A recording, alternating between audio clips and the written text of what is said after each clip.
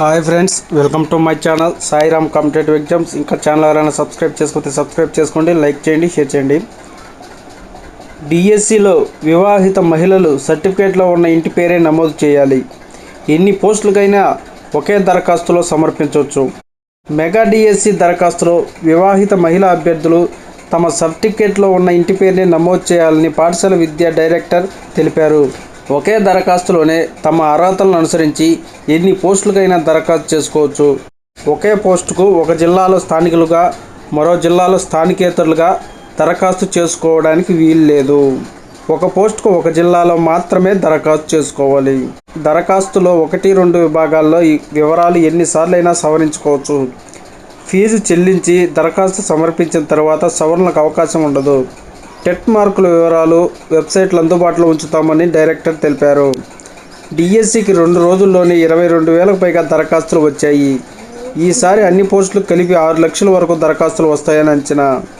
డిగ్రీలో అర్హత మార్కులు ఉంటేనే స్కూల్ అసిస్టెంట్, టీజీటీ, పీజీటీ ఆంగ్ల సబ్జెక్టుకు దరఖాస్తు చేస్తే పీజీలో 50%, 45% మార్కులు ఉన్నప్పటికీ డిగ్రీలో తక్కువగా ఉంటే దరఖాస్తులు స్వీకరించడం లేదని అభ్యర్థులు ఆవేదన వ్యక్తం చేస్తున్నారు.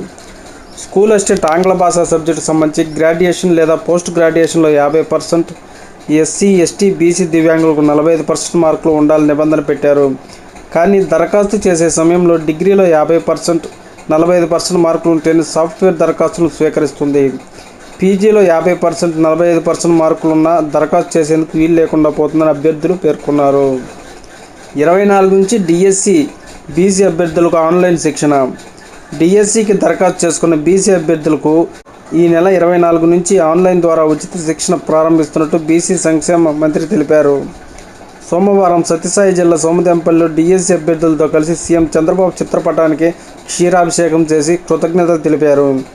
గృహిణులు, ఇతర అభ్యర్థులకు ఆన్లైన్ ద్వారా ఉచిత శిక్షణ ఇచ్చేందుకు ఇప్పటికే అభ్యర్థుల నుంచి దరఖాస్తులు స్వీకరించామని తెలియజేశారు. 18 నోటిఫికేషన్ జారీకి ఏపీపీఎస్సీ సిద్ధం. ఎస్సీ వర్గీకరణ దృష్ట్యా శాఖల వారీగా రోస్టర్ పాయింట్ల ఖరారు కీలకం. రాష్ట్రంలో ఎస్సీ వర్గీకరణ అమలులో వచ్చినందున ప్రభుత్వ ఉద్యోగుల భర్తీకి మార్గం సుగమమైంది. ఇప్పటికే మెగా డిఎస్సి ప్రకటన జారీ కాగా అదే మాదిరిగా ఏపీపీఎస్సీ కూడా పెండింగ్లో ఉన్న నోటిఫికేషన్ వివరాలు సిద్ధమైంది. ఈ ఉద్యోగాల భర్తీకి గత జనవరిలోనే ప్రకటన ఇవ్వాలని రాష్ట్ర ప్రభుత్వం సంకల్పించినప్పటికీ ఎస్సీ వర్గీకరణ దృష్ట్యా ఆలస్యమైంది. ప్రభుత్వంలోని వివిధ శాఖల్లో 866 పోస్టుల భర్తీకి సంబంధించి 18 నోటిఫికేషన్లు ఏపీపీఎస్సీ వద్ద పెండింగ్లో ఉన్నాయి. వాటిలో అటవీ శాఖకు సంబంధించి 814 పోస్టులు ఉన్నాయి. అయితే ఖాళీల వివరాలు పంపిన ప్రభుత్వ శాఖలు ఎస్సీ వర్గీకరణ తగ్గట్టు రోస్టర్ పాయింట్లు ఖరారు చేయాల్సి ఉంది. ఈ కసరత్తు సత్వరమే చేపడితే నెల రోజుల్లో పూర్తి చేయొచ్చు. ఈ వివరాలు అందిన వెంటనే ఏపీపీఎస్సీ నోటిఫికేషన్ జారీకి చర్యలు తీసుకుంటుంది.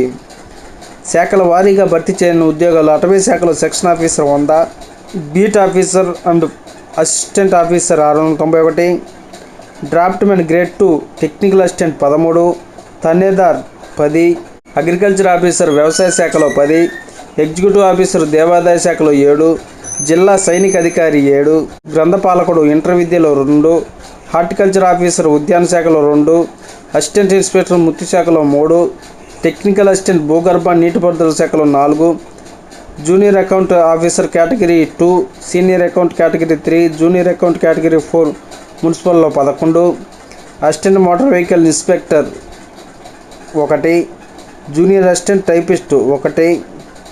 మిగిలిన పోస్టులు ఇతర శాఖల్లో ఉన్నాయి. ఒక పోస్టుకు కూడా నోటిఫికేషన్ ఇవ్వడం. వెబ్సైట్లో గ్రూప్ 1 హాల్ టికెట్లు.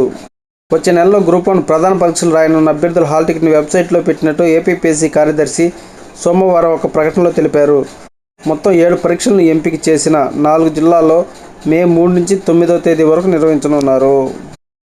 రేపు 10వ తరగతి ఫలితాలు. ఏపీ 10వ తరగతి పబ్లిక్ పరీక్షల ఫలితాలను ఈ నెల 23న ఉదయం 10 గంటలకు విడుదల చేయనున్నట్టు ప్రభుత్వ పరీక్షల విభాగం డైరెక్టర్ తెలిపారు. 10వ తరగతి రెగ్యులర్లతో పాటు సార్వత్రిక విద్యాపీఠం 10 ఇంటర్మీడియట్ ఫలితాలు సైతం విడుదల చేయనున్నట్టు వెల్లడించారు.